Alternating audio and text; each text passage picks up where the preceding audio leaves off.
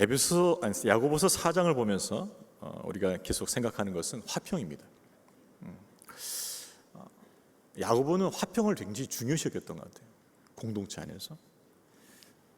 그래서 화평을 깨는 것은 무엇인가, 이 주제를 가지고 야고보서 4장 전체를 다루고 있어요.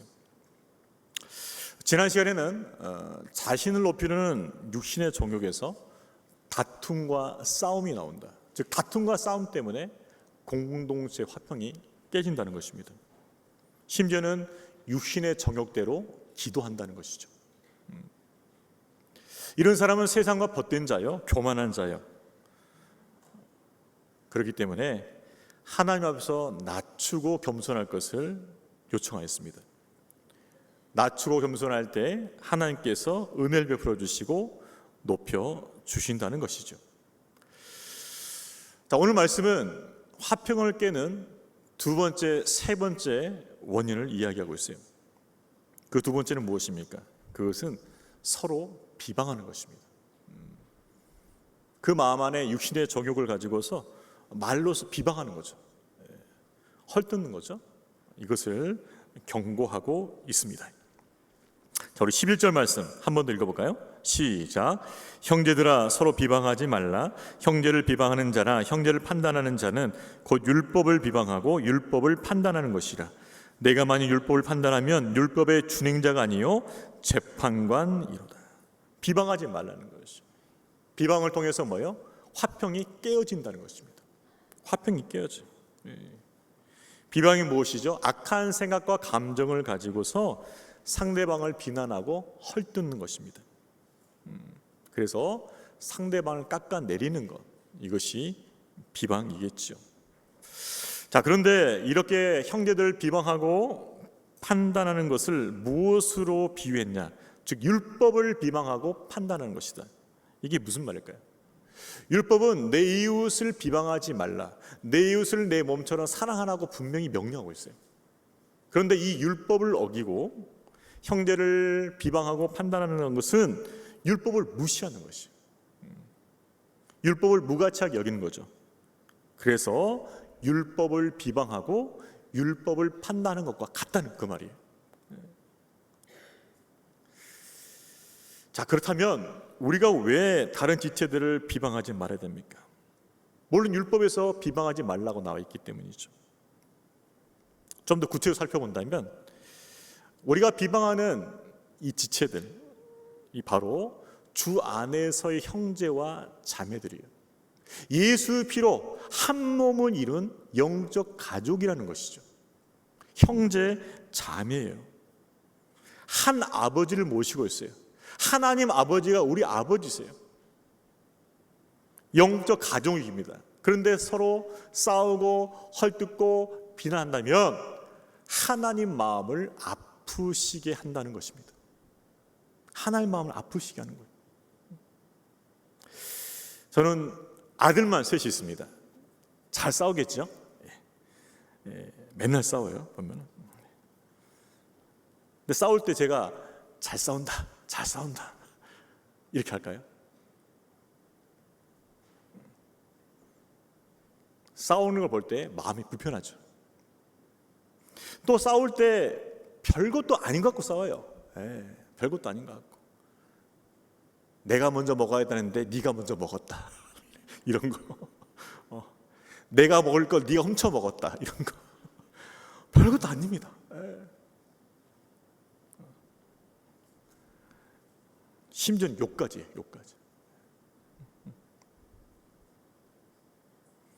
제 마음이 어떻겠어요? 불편하죠. 안타깝죠. 답답하죠. 그것이 우리를 향한 하나님의 마음이라는 것입니다. 별것도 아닌 거 가지고 비방하고 헐뜯고 싸우는 것이 하나님 마음을 답답하게 만드는 거예요. 불편하게 만드는 거예요. 슬프게 만드는 거예요. 하나님 마음을 실망스럽게 만드는 거예요.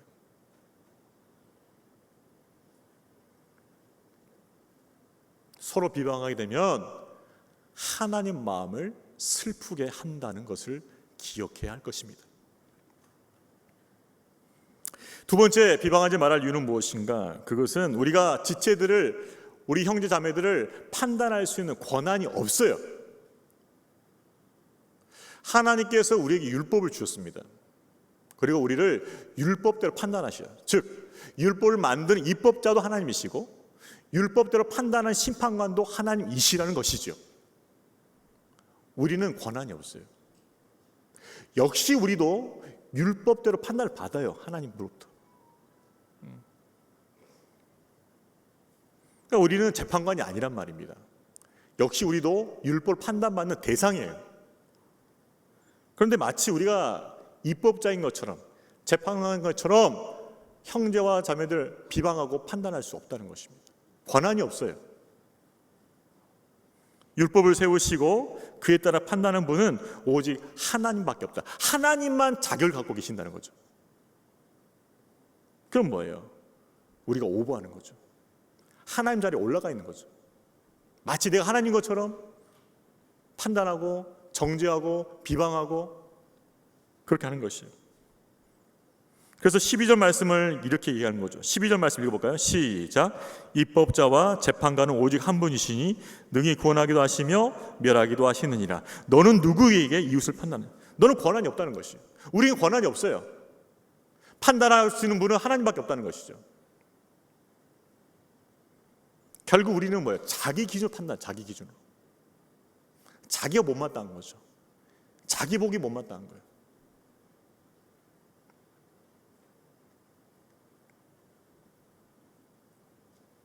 오해하지 말할 것은 공동체 안의 죄에 대해서 무관심하고 방관한 뜻이 아니에요. 온유한 심령을 바로 잡아야겠죠. 근데 여기서 비방은 악한 생각과 감정에 사로잡히는 거예요. 유익이 되지 않아요, 교회. 혈기를 부린 거죠.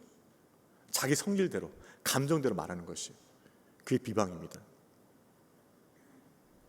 근데 그런 비방하지 말라는 것입니다. 각자의 삶을 판단하신 분은 하나님 한 분밖에 없으심을 믿으시길 바랍니다. 그래서 비방하고 판단할 때 조심하셔야 돼요. 우리 정신줄 놓으면 안 되죠. 누가 이렇게 멍하게 있으면 뭐라 그래요? 정신줄 놓지 마 그러잖아요. 우리가 영적인 줄을 놓으면 항상 그래요. 나도 모르게 다른 사람 비방하고 있어요. 나도 모르게 다른 사람 판단하고 있어요. 나도 모르게 다른 사람 깎아내리고 있어. 왜? 영적인 줄을 놓쳤기 때문에. 우리가 예수 그리스도의 십자가의 사랑으로 그 은혜로 구원받았지만 여전히 우리 안에 죄성이 있다는 것을 잊으면 안 돼요, 여러분. 영적인 줄을 놓치면 안 돼요. 깨어 있어야 돼요. 그렇지 않으면 내가 의식하지 않는 그 상황에서도 비방이 나오고 판단한 말이 나오는 것이에요. 그러면 비방하지 말고 어떻게 될까요? 한번 따라해 보겠습니다. 비방하지 말고 기도하라. 기도하라는 것입니다. 저와 여러분은 모두가 다 하나님의 긍휼을 입은 대상이에요.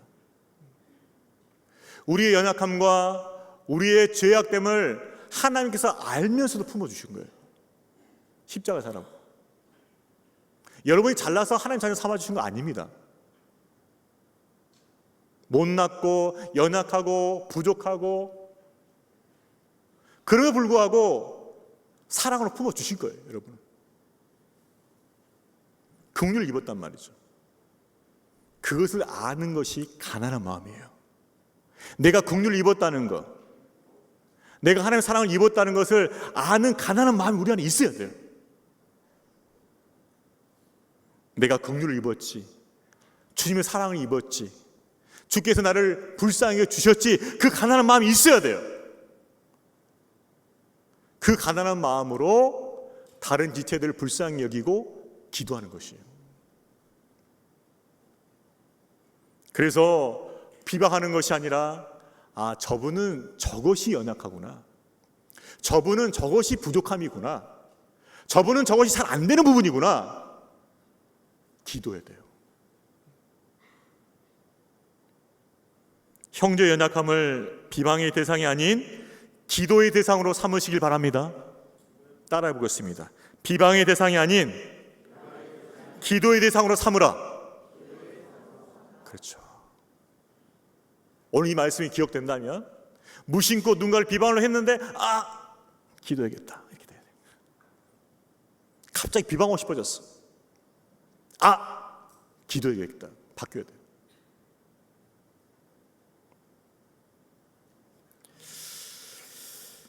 제가 청년부 시절에 저도 찬양팀에서 사역했습니다. 믿기지 않으실지 모르겠지만 수요예배 찬양팀 저도 정식 멤버였어요.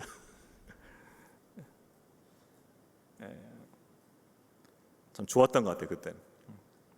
근데 제가 찬양팀 리더로 딱 서려고 했을 때 제가 그만뒀습니다. 자기가 안 되는 것 같아서.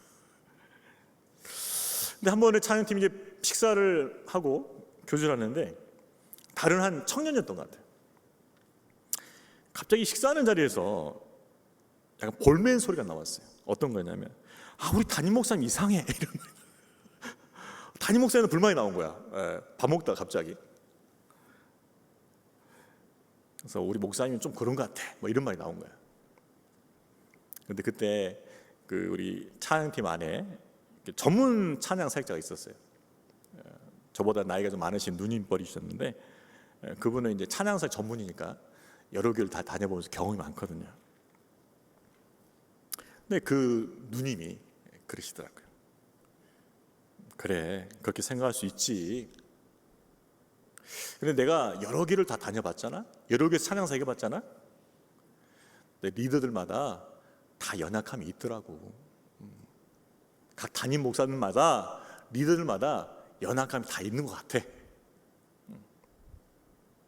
우리 목사님은 그 부분이 연약함인 것 같아. 그러니까 우리 같이 기도하자 하고 딱 마무리하더라고. 우리 목사님은 그 부분이 연약함이야. 그래서 비방이 아니라 뭐예요? 기도하자. 목사님 이제 기도해 줘야 돼. 그래서 아주 성숙하게 그걸 딱 덮더라고. 형제의 연약함은 비방의 대상이 아니라 기도의 대상인 줄로 믿으시길 바랍니다. 비방의 대상이 아니라는 거예요. 기도의 대상인 거예요. 내가 그때 기도했어야 했는데 내가 비방했구나 라고 깨달은 분 계실 거예요. 비방이 아니라 기도로 섬길 수 있기를 바랍니다. 그것이 성숙한 성도의 모습이라는 것이에요. 자, 화평을 깨는 두 번째 원인이 뭐였어요? 비방하는 것. 자, 마지막 세 번째 원인을 찾아볼 거예요. 왜 화평이 깨지는가? 그것은 육신의 정욕에서 나오는 허탄한 자랑입니다. 인간이 자랑하고 싶어 하거든요. 허탄한 자랑이 나오면 화평이 깨져요. 자, 우리 13절 14절 말씀 같이 읽겠습니다. 시작. 들으라, 너희 중에 말하기를 오늘이나 내일이나 우리가 어떤 도시에 가서 거기서 1년을 머물며 장사하여 이익을 보리라 하는 자들아, 내일 일을 너희가 알지 못하는도다. 너희 생명이 무엇이냐? 너희는 잠깐 보이다가 없어지는 안개니라. 한 사람을 소개시켜요. 장사하는 사람, 사업하는 사람이에요. 플랜을 세웠어요. 어떤 도시, 특정한 도시예요. 1년, 사업기간이 1년이에요. 목적은 장사하여 이익을 보는 거. 명확하죠. 막연한 꿈을 꾸는 게 아니에요. 정확한 계획을 세우고 있는 거죠. 오늘날로 말하면 정밀한 시장 조사와 모든 타당성을 조사하고 나서 사업을 하는 것과 똑같아요. 아주 똑똑한 지혜로운 사업가이지요. 자, 그런데 오늘 본문 말씀을 보게 되면 야고보는 이런 사람을 또한 책망하고 있어요. 14절 말씀 보게 되면 내일 일을 너희가 알지 못하는 도다. 내일 일을 너희가 알지 못하는 도다. 무슨 말이에요? 계획은 잘 세웠습니다. 미래된 비전은 아주 좋아요. 근데 무엇을 모르는가? 자기 한계를 모르는 거예요. 자기 한계. 내일 내가 살지 살지 못할지를 모르는 인생이라는 것을 잊어버렸다는 것이에요. 그래서 1년 후에 일을 장담하고 있는데 지나치게 확신하지 말라는 것입니다. 왜요? 우리 인간은 내일, 아니 한치의 앞길도 몰라요. 알 수가 없어요. 그래서 미래를 장담하면서 교만하지 말라는 것입니다. 계획하는 것 자체를 거부하는 것이 아니에요. 장사에서 이익을 남기는 그 자체를 거부하는 것이 아니에요. 문제 삼는 것이 아니에요. 다만 자신의 한계를 모르면서 자신의 미래에 대해서 장담하거나 확신하는 어리석음을 갖지 말라는 것입니다.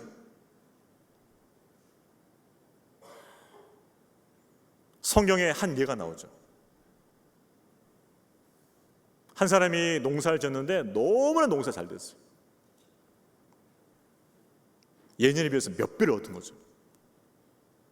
마음이 기뻐요. 룰루랄라요. 야, 창고를 지어야겠다. 더 지어야겠다. 10년, 20년 멀거까지 쌓을 수 있겠다. 그러면서 창고를 계속 지으면서 즐거워하고 있어요.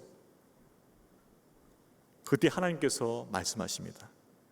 이 어리석은 자야, 네가 아무리 창고를 짓고 공문을 많이 쌓아도 오늘 밤에 내가 네 생명을 취하면 이것이 누구의 것이 되겠느냐? 내가 오늘 네 생명을 가져가 버린다면 이것이 누구의 것이 되겠느냐?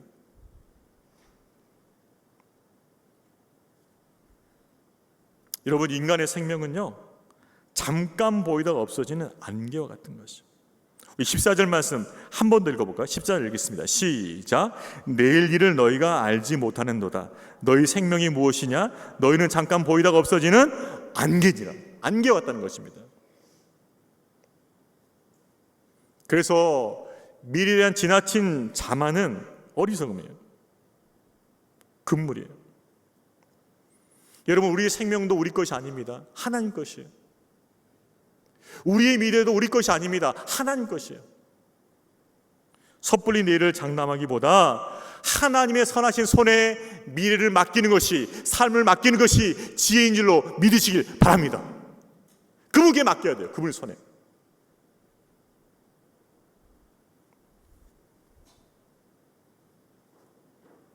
일 년 뒤에 일을 장담한다?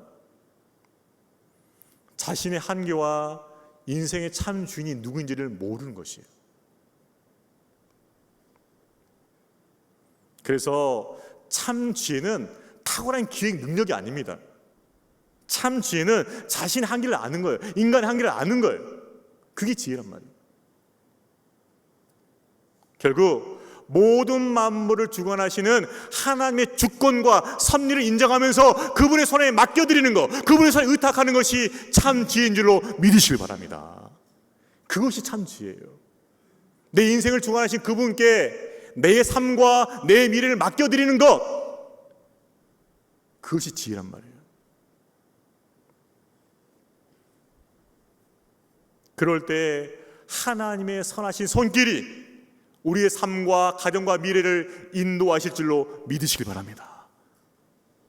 그분의 주권과 섭리를 인정하고 그분의 손에 의탁 맡겨드리는 것, 이게 지혜란 말이죠. 근데 이걸 모르는 사람들은 뭐예요? 자기 욕심대로만 해요. 자기 욕심대로.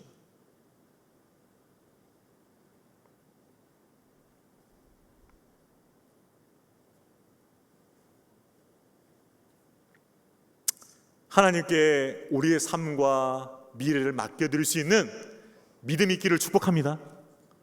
맡겨드려야 돼요. 의탁.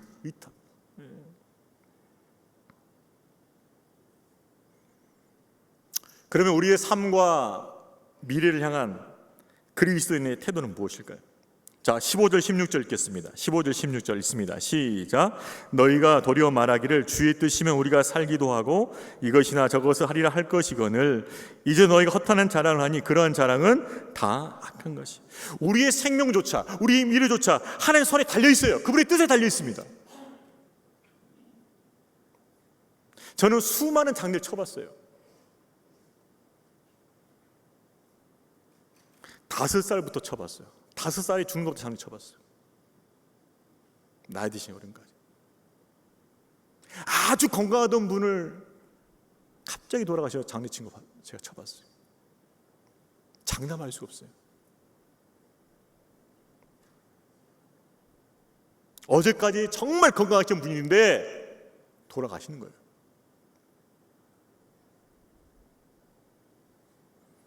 하나님께서 살려주시면 사는 것입니다. 하나님께서 하게 하시면 하는 거예요. 하나님께서 인도해 주시면 가는 거예요.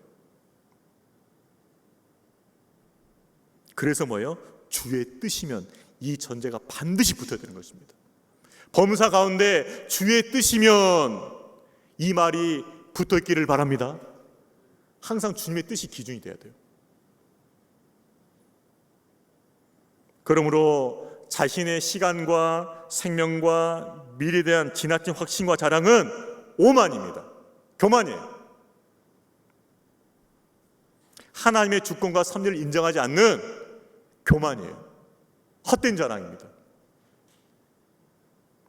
그리고 마치 자기가 모든 것을 주관하여 할 수 있는 것처럼 하나님 자리에 올라와 있기 때문에 악한 것이에요. 그건. 그래서 16절 보게 되면 이제도 너희가 허탄한 자랑을 하니 그러한 자는 다 악한 것이야. 왜? 하나님 자리에 와 있기 때문에 그래요. 내가 계획한 대로, 내가 꿈꾼 대로, 내가 마음먹은 대로 난 할 수 있어. 자기 하나님인 거죠. 그래서 악한 거예요.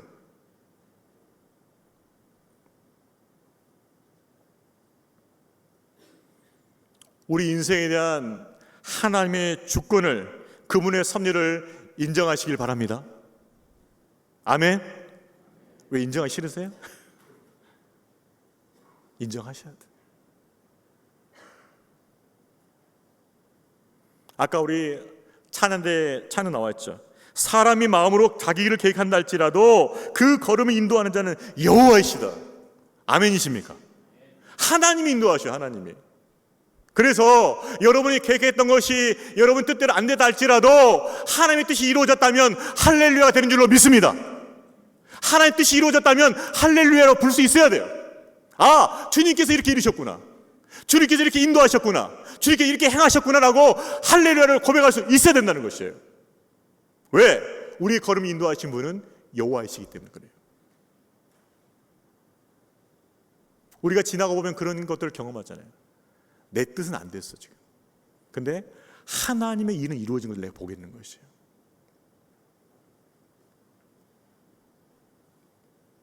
그래서 자기 중심적인 허탄한 자랑은 하지 말라는 것이에요.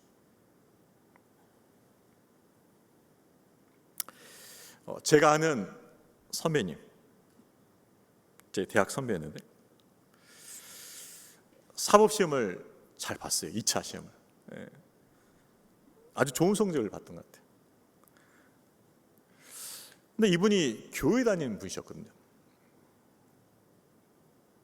근데 안 좋은 소식이 들려와요.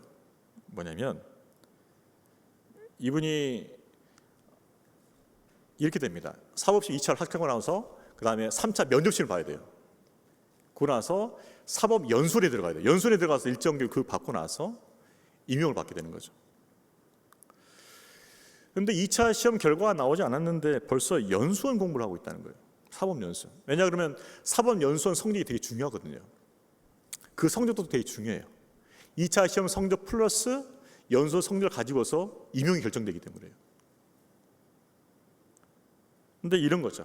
나는 이미 붙었다는 것이에요. 왜? 시험을 너무 잘 쳤으니까. 이미 붙었어. 그래서 나는 연수원 공부를 해. 이런 거였죠. 마음이 불편했어요. 사실 그 말을 들었을 때. 겸손해야 될 텐데, 결과를 나올 때까지 기다려야 될 텐데, 기도하셔야 될 텐데, 자랑하고 다녔어요. 나는 붙었다. 나는 연수원 공부한다. 결과는 어떻게 됐을까요? 그렇죠. 분위기상 떨어져야겠죠. 안 됐어요. 그리고 그분은 이제 다른 길로 가셨어요. 회사에 취직하셨어요. 아마 큰 교훈이 됐을 거예요. 그분한테는. 아, 허탄한 자랑을 해서는 안 된다는 것을 아주 깊게 경험했겠죠. 우리에게 필요한 것은 허탄한 자랑이 아닙니다. 주의 뜻이면 하나님의 뜻을 먼저 구하는 것이죠.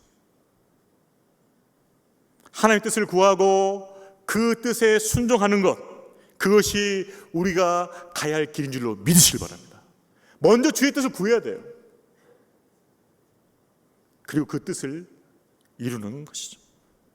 이것이 우리가 마땅히 해야 할 선이에요. 하나님의 뜻을 먼저 구하고 그 뜻이 이루어지도록 은혜를 구하고 그 뜻이 이루어져 순종하고, 이것이 마땅히 우리가 해야 할 선이란 말이에요. 선, 인간이 해야 할 선. 그런데 그렇게 알면서도 안 하는 사람들이 있다는 것이에요. 그래서 17절을 말하는 거죠. 마지막 17절 읽겠습니다. 시작. 그러므로 사람이 선을 행할 줄 알고도 행하지 아니하면 죄인이라. 알아요. 먼저 하나님의 뜻을 묻고 주님의 뜻을 깨닫고 분별하고 순종하고 그분과 동행하고 그분의 기뻐하신 뜻이 이루어진다는 것을 알아요. 그런데 알면서도 행하지 않는다는 것입니다. 그럼 뭐예요? 죄인이라. 그리스도인은 자기의 계획이 성취되는 걸 기뻐하는 사람이 아니에요. 자신을 통한 하나님의 계획이 성취되는 것을 기뻐하는 사람인 줄로 믿으시길 바랍니다. 하나님의 뜻이 성취되는 걸 기뻐하셔야 돼요, 여러분.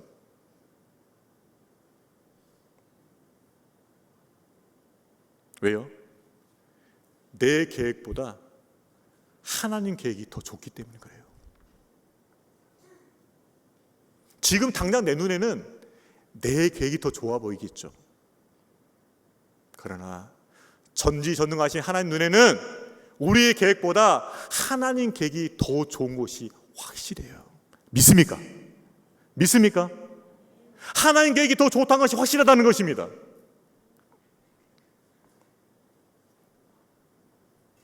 그래서 믿음의 사람은 하나님의 계획이 더 좋다는 것을 알고 하나님의 계획이 이루어진 것을 구하는 것이에요.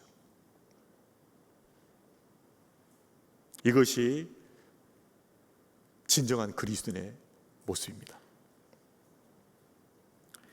하나님의 뜻을 구하고 그 뜻이 이루어지기를 구하는 주님의 자녀가 되시기를 주의 이름으로 축복합니다. 주의 뜻이면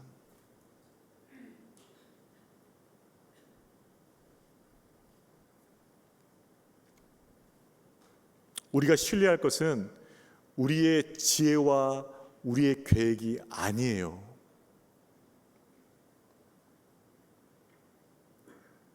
하나님의 신실하심과 그분의 인도하심입니다. 우리의 지혜와 계획이 아니에요. 하나님의 신실하심과 그분의 인도하심이에요. 그것을 신뢰하시기 바랍니다.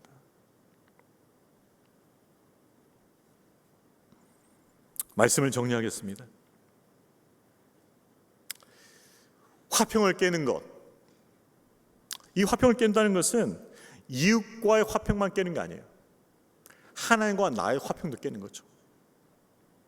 그것은 비방하는 것, 그리고 허탄한 자랑을 하는 것, 그것들이 그걸 경계해야 돼요. 형제의 연약함을 비방의 대상이 아닌 기도의 대상으로 삼으시길 바랍니다. 기도해야 되겠다. 또 장래에 대해서 허탄한 자랑하지 않고 겸손히 하나님의 뜻을 구하며 그분과 동행할 수 있기를 주님의 이름으로 축복합니다. 그분과 동행하는 것이 지혜예요.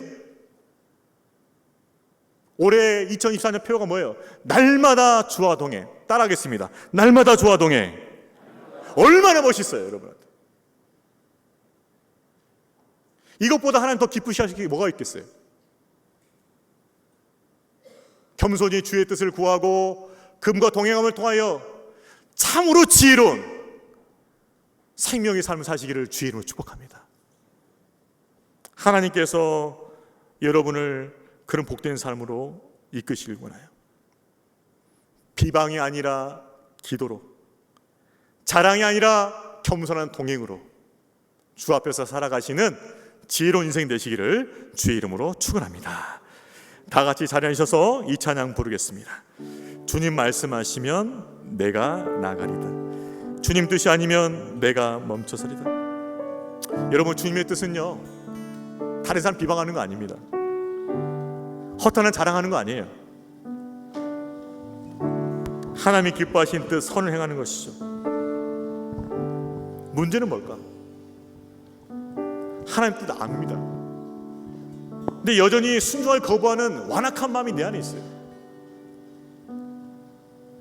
그 마음을 녹여주셔야 하나님께서. 그래서 겸손히 말씀 앞에 동행해야 돼요. 내 앞날을 내 마음대로 계획하는 것이 아니고 주님의 손에 의탁해야 돼요. 주님께 맡김을 통해 하나님의 인도하심을 깊이 경험해야 돼요. 하나님 아는 그 지식과 믿음이 더 우리 안에 자라가야 돼요. 어떨 때? 주님 말씀하시면 그 말씀에 순종할 때. 이 믿음의 고백을 담아서 이 찬양으로 주님 앞에 나아가도록 하겠습니다.